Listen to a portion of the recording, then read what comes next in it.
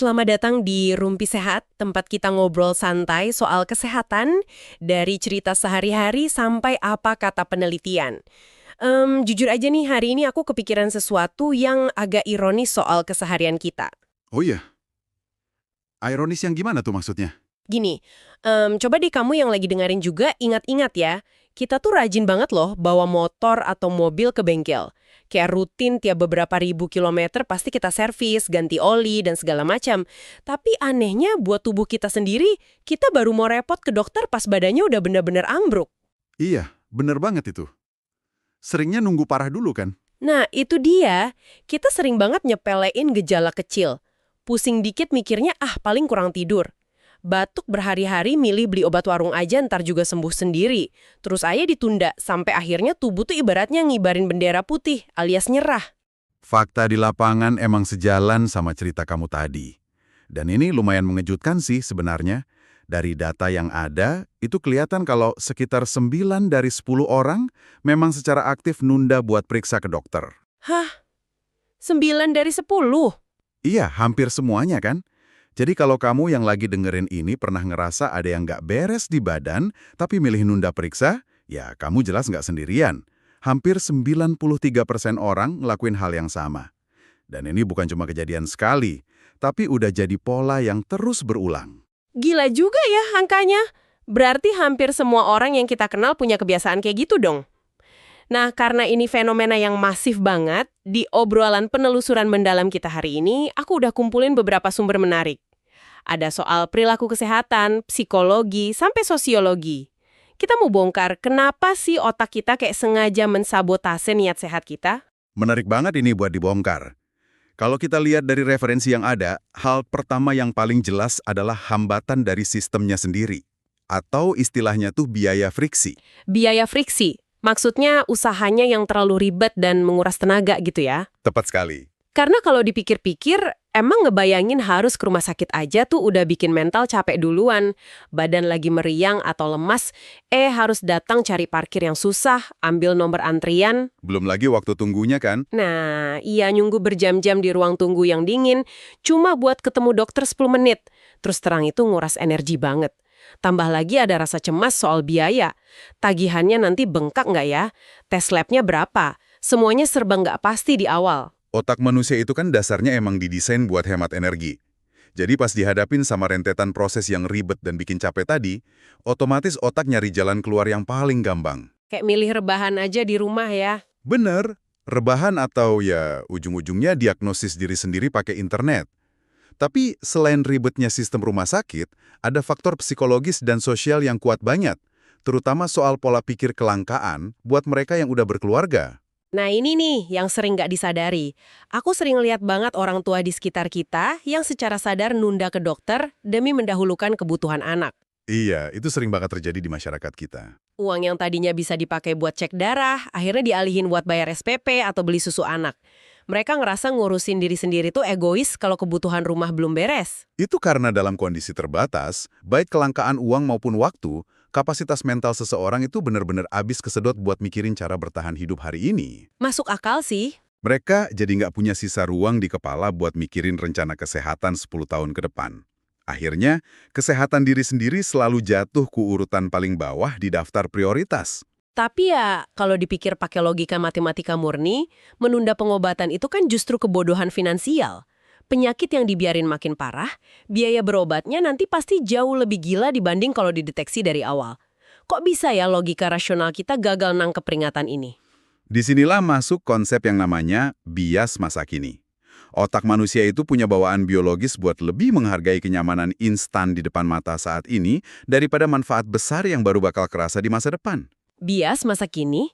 Jadi mending enak sekarang daripada mikir nanti gitu ya? Persis. Otak kita tuh kesusahan nyambungin tindakan hari ini sama efek jangka panjangnya.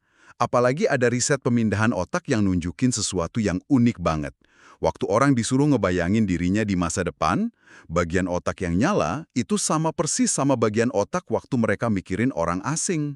Bentar-bentar, jadi secara harfiah, otak kita tuh ngelihat diri kita versi tua nanti sebagai orang lain.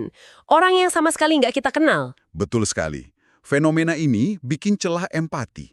Otak kita mikir, ngapain saya repot-repot nahan selera makan hari ini, atau capek antre di rumah sakit sekarang, demi seseorang di masa depan yang rasanya kayak orang asing. Astaga, pantesan aja susah banget ya. Rasanya ngorbanin kenyamanan sekarang tuh kayak disuruh nyumbang ke orang lewat.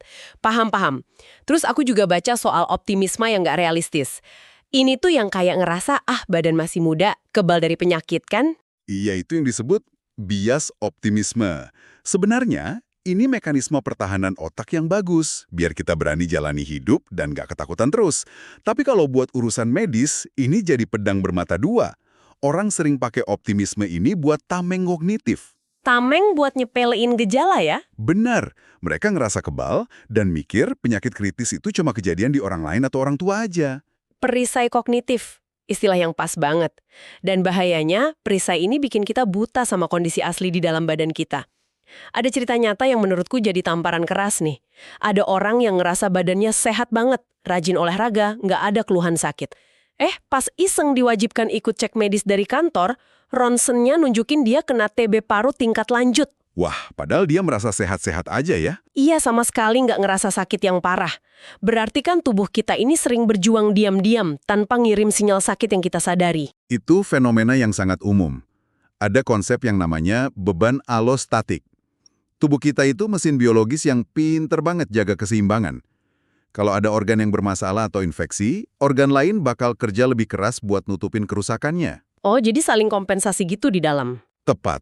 Sayangnya, adaptasi inilah yang bikin gejala awal tertutupi. Tubuh nahan beban kerusakannya secara diam-diam sampai batas toleransinya benar-benar habis. Pas gejala parah itu akhirnya muncul, itu tandanya sistem pertahanan tubuh udah jebol. Wah, gila. Jadi tubuh kita tuh ibarat karyawan yang ngerjain tugas 2 kali lipat diem-diem, tanpa ngeluh.